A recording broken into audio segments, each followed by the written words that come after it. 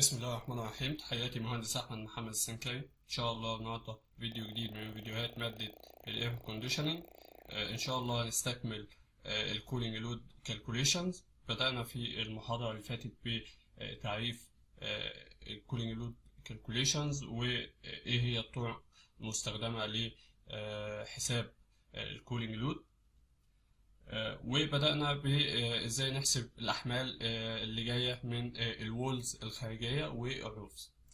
إن شاء الله النهاردة نستكمل الكولينج لود كالكوليشن باستخدام ال CLTD SCL CLF ميثود.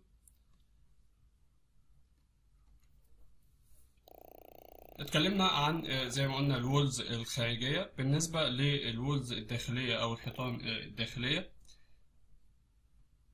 cooling load from partitions والسيلينج والفلورز. البارتيشنز اللي هي الحيطان الداخلية ما بين مساحة اللي أنا بحسب لها الكولينج لود والمساحة اللي جنبها. السيلينج هي السقف ما بين الغرفة اللي أنا فيها والغرفة اللي فوقيها. أما الفلورز فهي الأرضية وهي الوولز ما بين السبيس اللي أنا فيه والسبيس اللي تحت. طبعا الكولينج لود عن طريق البارتيشن أو السيلينج أو الفلور ما بيبقاش موجود إلا إذا كان في فرق في التمبريتشر ما بين السبيس اللي أنا فيها والسبيس اللي جنبي، وبالتالي لو المساحتين مكيفين لنفس التمبريتشر اللي انا شغال عليها وليكن مثلا 24 سيليزيوس، فبالتالي مش هيحصل اي كولينج لود من السبيس ده للسبيس بتاعي، وبالتالي الكولينج لود في الحاله دي هيبقى بصفر. اما لو هو مكيف لاعلى تمبريتشر اعلى من التمبريتشر بتاعه السبيس بتاعي، وليكن انا مكيف ل 24 والغرفه اللي جنبي متكيفه عند 26، فبالتالي هيبقى فيه هنا كولينج لود جاي من السبيس اللي جنبي. او ما يكونش متكيف خالص، فبالتالي هتبقى التمبريتشر فيه عاليه، فبالتالي هيبقى فيه كولينج لود. طيب نحسب ازاي الكولينج لود اللي جاي من البارتيشن او السيلينج او الفلور؟ الكيو هتساوي اليو في الايه في الدلتا تي نوت ناقص التي ار. الكيو قلنا ده هو الكولينج لود اللي انا بحسبه from partition ceiling او الفلور. اليو هي الهيت ترانسفير coefficient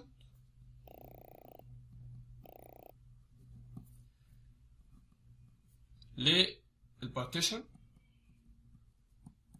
واللي بيعتمد على مكونات البارتيشن ده او الكونستراكشن بتاع الوول. الاي هي السيرفيس اريا،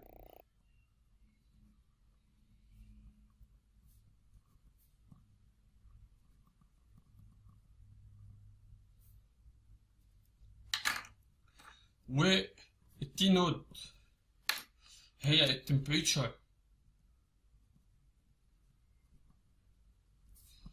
في المكان اللي جنبي الادجاسنت سبيس او المكان اللي انا مشترك في الوول معاه، والتي ار اللي هي الانسايد تمبريتشر اللي انا بصمم عليه.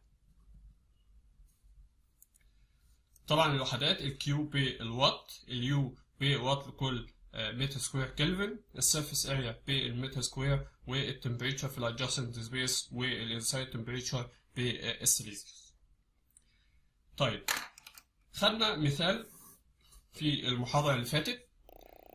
هنبدأ نحل الجزئية الخاصة بالبارتيشن اللي كان موجود في المثال ده. الاكزامبل اللي كان معانا في المحاضرة اللي فاتت كان في البارتيشن او الحيطة اللي هي ناحية الويست مشتركة مع unconditioned space عند التمبريتشر جواها عند 30 سيليزيوس، وكان قايل في المسألة ان اليو او coefficient of heat transfer بتاع البارتيشن قيمته 3.2 واط لكل متر سكوير كيلفن. يبقى انا عندي دلوقتي في الاكزامبل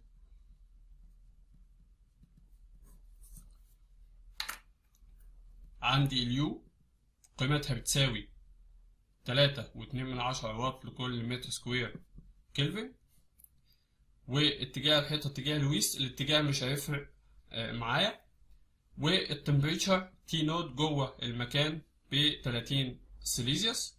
طبعا انا بصمم التمبريتشر داخل المكان على 23 سيليزيوس اللي هي التي ار. طيب يبقى اذا الكيو هتساوي اليو اللي هي 3.2 في الاريا بتاعت المكان كانت بكام؟ او بتاعت الحيطة طولها 25 متر وارتفاعها 6 متر، يبقى 25 في 6 150 واط 150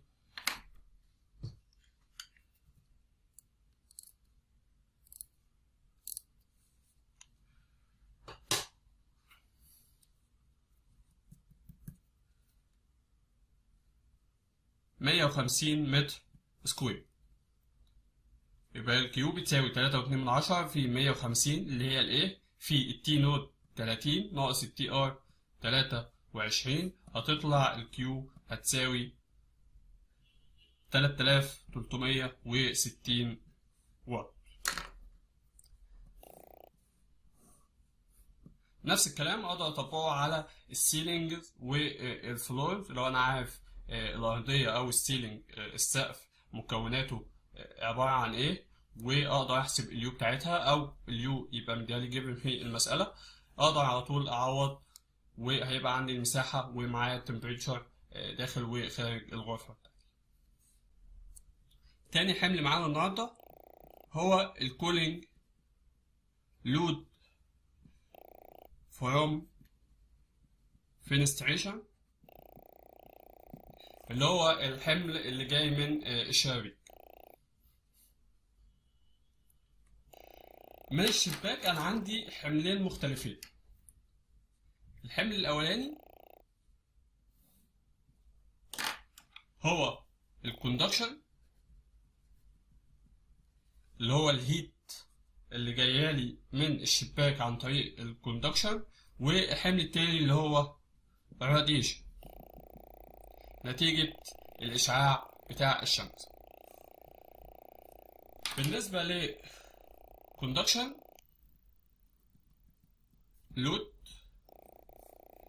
الكيو كوندكشن هتساوي اليو بتاعت الفنستريشن في الاريا بتاعت الفنستريشن في الكولينج لود تمبريتشر ديفرنس كوركتد. الكيو كوندكشن قلنا اللي هي الكوندكشن بتاعت الكولينج لود بتاع الفنستريشن. اليو اف هو الكوفيشنت اوف هيت ترانسفير اوف جلاس او الفنستريشن بتاع الشباك. طبعا الوحدة بتاعته واط لكل متر سكوير كيلفن. ال AF اللي هي السيرفيس اريا اوف فنستريشن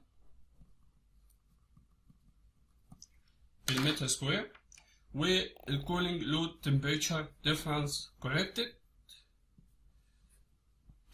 اخدناه قبل كده، هو الكولينج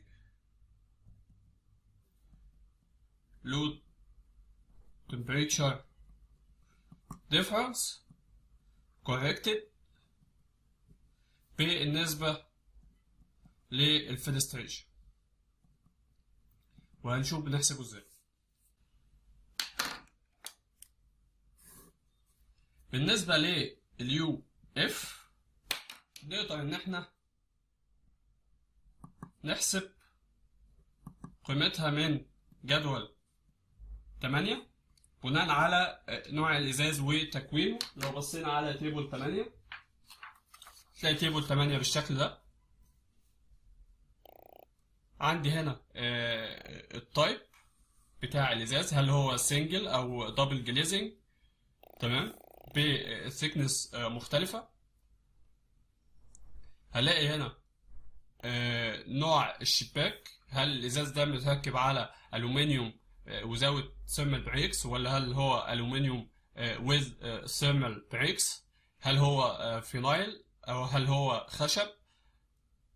بناء على النوع تقدر ان انت تحدد هل قيمة اليو بتاعة الجلاس او الفينستريشن. كل القيم اللي في النص دي حسب نوع الازاز، وليكن مثلا عندي ازاز 3.2 ملم سنجل جلازنج، وبالتالي هتدخل الازاز ده متركب فيه الومنيوم وذ ثيرمال بريكس، هتلاقي اليو بتاعته هنا قيمتها 6.12 ملم. لو هو الومنيوم وزاوية ثيرمال بريكس فيبقى 7.24 ملم، وهكذا.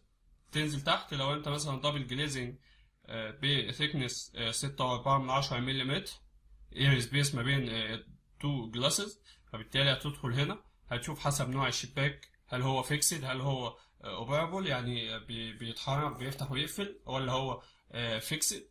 دول التقسيمتين اللي فوق، وبعد كده هيديك نوع الازاز او نوع الشباك من واحد من الخمسه دول، وبناء عليه بتطلع قيمه اليو، او في المساله بيبقى مديك قيمه اليو مباشره.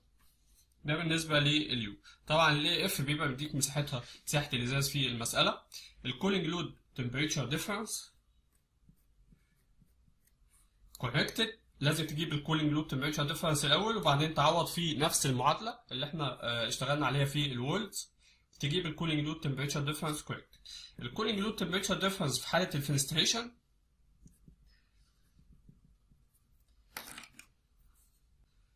بتطلعها مباشره من جدول 9.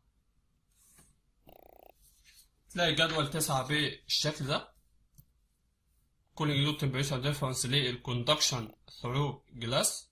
هتلاقي بس ان انت بتدخل عند السولار تايم اللي انت بتحسب عنده الحمل بتاعك، وتجيب قيمه الكولينج لود تمبريتشر ديفرنس. ما بتعتمدش هنا على اتجاهات، مش لازم تعرف الشباك في انهي واجهه. وبالتالي لو دخلت مثلا انت بتحسب الكولينج لود عند الساعه 8 صباحا، يبقى تدخل عند الساعه 8 السي ال تي دي قيمتها بصفر، هتعوض بيها في المعادله تجيب السي ال تي دي كوركتد. لو انت بتحسب مثلا عند الساعه 5 مساء، الساعه 5 مساء اللي هي الساعه 17، هتدخل هتطلع السي ال تي دي قيمته ب 7 سيليزيوس. تاني حاجه في الفنستريشن هو الكولينج لود نتيجه الراديشن. الكيو راديشن هتساوي الاي اف في الاس سي في الاس سي ال. الاي اف قلناها اللي هي الفنستريشن سيرفيس اريا. الاس سي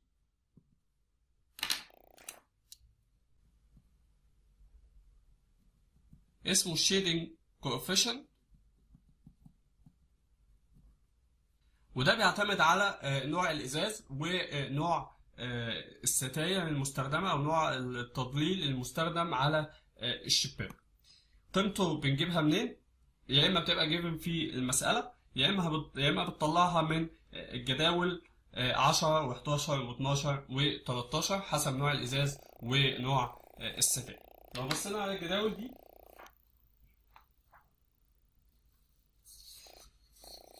ده جدول 10، ده بيستخدم في حالة لو الإزاز سنجل جلاس وفي اندور شيدنج أو ستاير داخلية من النوع فينيتيان بلينز أو رولر شيد. الفينيتيان بلينز اللي هي الستاير المعدنية، والرولر شيدز اللي هي الستاير الدائرية اللي بتقدر إن أنت تتحكم في الفتح والقفل بتاعها عن طريق زي حبل بتشده بيبدأ يلف تلف الستاير وتدخل كمية الإضاءة حسب درجة ميل الستاير.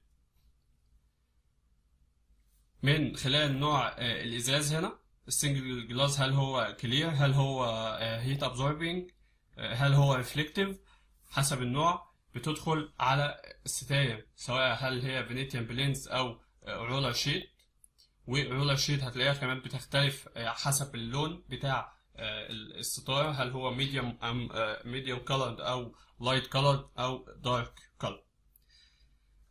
تيبل 11 بتجيب منه الشيدنج كوفيشنت في حاله الانسيوليتنج جلاس، وفي اندور شيدنج باستخدام الفينيتيان بلينز او رولر شيت. تيبل 12 هتلاقي ده شكل تيبل 12، ده بتقدر تجيب منه الشيدنج كوفيشنت للسنجل والانسيوليتنج جلاس في حاله استخدام الدرابرز اللي هي الستائر العاديه اللي هي بتتقفل بطريقه عاديه. وبيعتمد هنا على الدرابرز دي هل هي حسب اللون بتاعها وحسب الخيوط بتاعتها، كل ما كانت معتمة اكتر كل ما كان الشيد هيبقى اعلى، وهتبقى قيمة الشيدنج كوفيشنت في الحالة دي طبعا قليل. جدول 13 بتحسب منه برضه الشيدنج كوفيشنت لأنواع مختلفة بين glasses with internal shading. هتلاقيه تقريبا يعني شبه جدول 10 اللي أخدناه، بس هنا ندخل الشيدنج كوفيشنت بندخله مع الجلاس بأنواع مختلفة سواء سنجل جلاس أو دبل جلاس. في حالة النو internal shading يعني في حالة انت بتستخدم ازاز بس ما بتستخدمش internal shading بتاخد القيمة اللي هي نو internal shading. في حالة انت بتستخدم فينيتيان بلينز او رولر شيدز بتبقى على حسب اللون بتاع الستاير دي، وبناء عليها بتاخد قيمة الشيدنج كوفيشنت اللي مكتوبة عندك هنا حسب نوع الازاز اللي انت مستخدم. اخر جزء في المعادلة اللي هو ال SCL، ده اللي هو السولار كولينج لود. وحدته بتبقى بالوات لكل متر سكوير، والقيمة بتاعت السولار كولينج لود بتجيبها من جدول 16. ده جدول 16 اللي بتبدأ تحسب منه السولار كولينج لود زي ما انت شايف. علشان تجيب السولار كولينج لود من تيبل 16 انت محتاج تعرف اول حاجة اللاتيتيود. التيبل ده للاتيتيود 24، في تيبل تاني لاتيتيود 30، وهكذا باختلاف اللاتيتيود او خط العرض اللي انت في بتاع المكان اللي انت بتحسب عنده الكولينج لود بيختلف التيبل.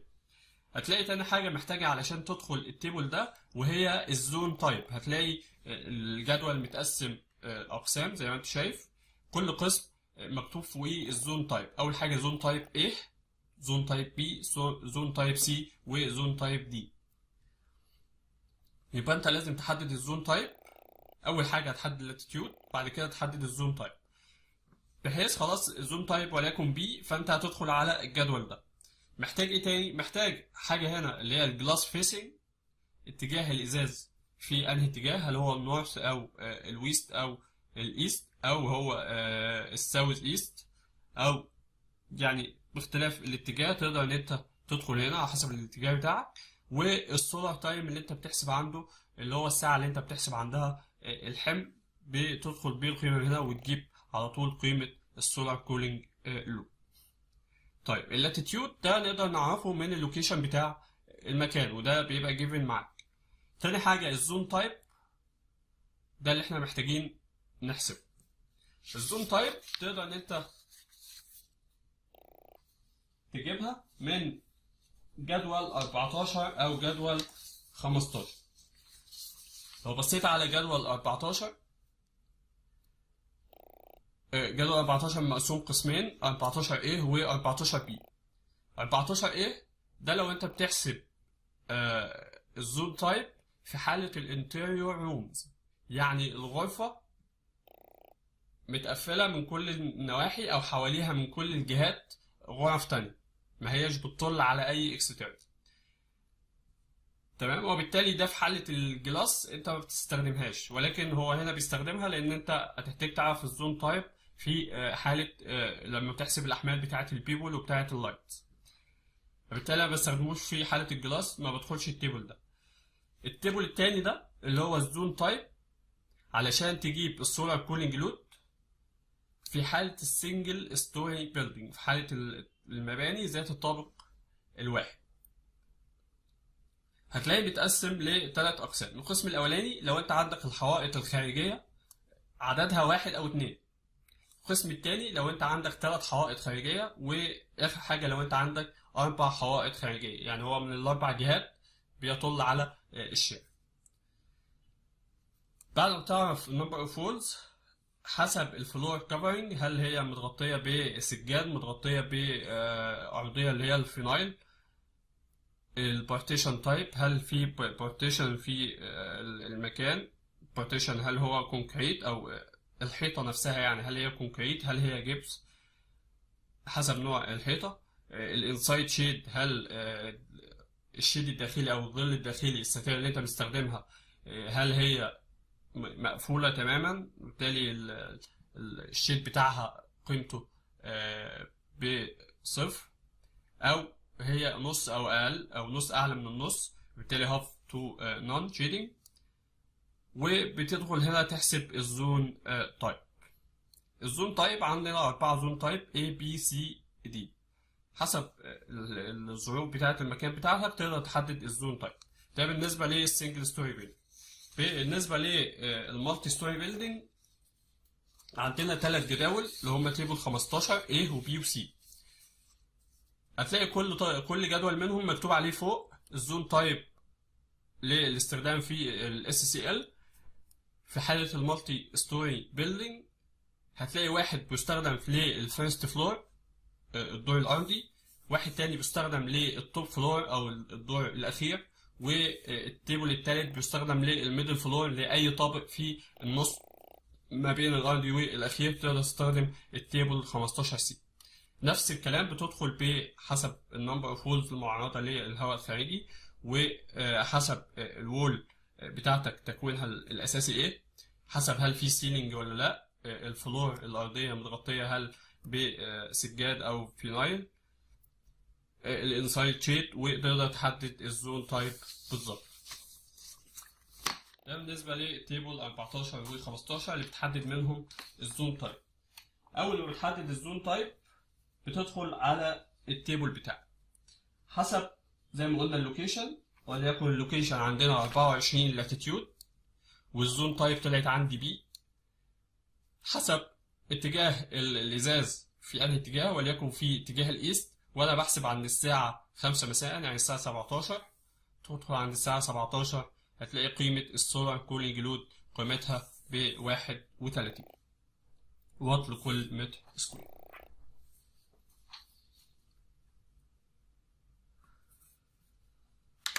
وبكده تقدر تعوض في المعادلة وتجيب الكيو راديشن. طيب احنا نحل الاكزامبل. هلاقي الاكزامبل انا كان عندي شباكين، الشباكين في نفس الواجهة، وما دام في نفس الواجهة يبقى الاس سي ال السولار كولينج لود بتاع الشباكين هيطلع نفس القيمة، لان هما بيطلوا في نفس الايه، في نفس الاتجاه. وبالتالي عندي شباكين هنا، مساحة الواحد 5/3، يبقى مساحة الاتنين 5/3 في شباكين، يبقى ضربها في 2 هتطلع 30 متر سكوير. اتجاههم ناحية الايست. في المسألة عندي اللوكيشن بتاع المكان ده كان عند 40 ديجري لاتيتيود، وعندنا ده سنجل ستوري بيلدينج، عايزين نعرف الزون تايب في الحالة دي. طيب نحسب الأول الكيو كوندكشن. الكيو كوندكشن بتساوي اليو بتاعت الفينستريشن في الاي بتاعت الفينستريشن في الكولينج لود تمبريتشر ديفرنس كوريكت. اليو بتاعت الفينستريشن كان مديان في المسألة 3 واط لكل متر سكوير كلفن. الاريا بتاعت الازاز زي ما قلنا 3/5 ده الازاز، هتضربه في 2 لان انت عندك شباكين يبقى 30 متر سكوير. السي ال تي دي زي ما قلنا بنجيبها من التيبل، تيبل 9. انا دلوقتي بحسب المسألة الحمل عند الساعة 3 مساء اللي هي الساعة 15. قيمة السي ال تي دي 8، يبقى انا عندي السي ال تي دي بتساوي 8 سيليزيوس. اذا السي ال تي دي كوركتد بتساوي السي ال تي دي زائد 25.5 ناقص التي ار زائد التي ام ناقص 29.4، يبقى بتساوي السي ال تي دي ب8 زائد 25.5 ناقص التي ار اللي هي 23 زائد التي ام اللي هي 32.5 ناقص 29.4، ونحسب الكولينج لود تمبريتشر ديفرنس كونكتد.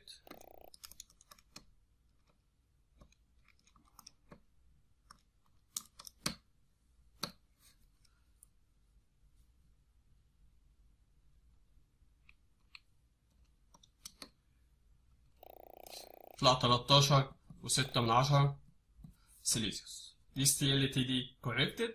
اذا نقدر نقول الكيو كوندكشن هتساوي اليو 3 في الاي اف 30 في 13.6، تطلع 1224 واط. طيب بالنسبة للكيو راديشن، كيو راديشن بيساوي الاي اف في الاس سي في الاس سي ال. الاي اف حسبناها ب 30 متر سكوير. قلنا طالما الشباكين في نفس الاتجاه يبقى هنعملهم في معادلة واحدة ونجمع المساحتين مع بعض. طيب الاس سي مديالي في المسألة على طول جيفن مريحة خالص بتساوي نص. لو مش كده هنجيبها زي ما قلنا من تيبل 13. طيب الاس سي ال قيمتها بتساوي كام؟ علشان نجيبها زي ما قلنا لازم نعرف الأول الزون تايب. بالتالي في الزون تايب هندخل في تيبل 14 أو 15. أول حاجة عشان أحدد أدخل تيبل 14 ولا 15 أعرف أنا المبنى بتاعي مكون من كام طابق. عندي هنا المبنى سنجل ستوري بيلدينج، يبقى إذا أنا مش محتاج تيبل 15 في حاجة. عايز أحسب الزون تايب بتاع إيه؟ بتاع الشباك بيطل على علوم خارجية. عندي المبنى طبعا فيه 3 اتجاهات بيطلوا على الهواء الخارجي، فبالتالي أنا مش هدخل في الانتيريور روم، أنا هدخل في تيبل 14 بي اللي هو بيتكلم فيه الاكستيريور روم. عندي كام حيطة معرضة للهواء الخارجي؟ 3، يبقى أنا هدخل في 3 حيطان. الفلور كفرنج طبعا هو مش محدد لك هنا في المسألة الفلور كفرنج هل هي كاربت أو فينايل، فتقدر إن أنت تفرضها، وليكن مثلا نفترض إن إحنا فينايل. الحيطة مكونة من إيه؟ وليكن نفترض إن إحنا كونكريت بلوك، والإنسايد شيد هاف تو نون، يعني قيمته بنص زي ما هو مديهالي، فهختار إن هو هاف. وبالتالي هلاقي عندي بالنسبة للجلاس السولار الزون تايب سي، بالنسبة للبيبل الزون تايب سي، بالنسبة لللايت الزون تايب سي. وبالتالي عندي المسألة دي الزون تايب سي بالنسبة لكل المسألة زون تايب سي، وهثبتها معايا لما هاجي اشتغل دلوقتي في البيبل واللايت والاكويبمنت الزون تايب هتبقى سي زي ما هي. كده حسبنا الزون تايب. ندخل بقى على التيبل. اول حاجه علشان تدخل على التيبل 16 بتحدد انت في انهي لاتيتيود. المساله دي لاتيتيود 40، فبالتالي هطلع التيبل بتاع لاتيتيود 40.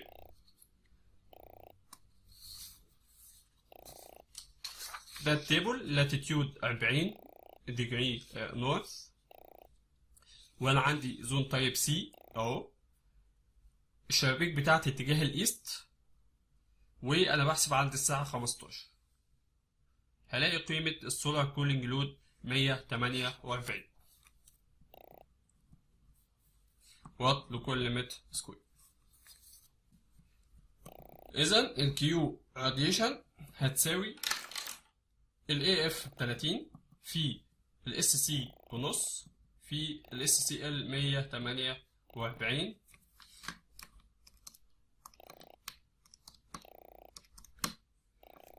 هتطلع 2220 واط للكيو راديشن. نكتفي بهذا القدر في محاضرة النهاردة، وإن شاء الله في المحاضرة الجاية نكمل بقية حسابات الكولينج لود. تحياتي مهندس أحمد محمد سنكر.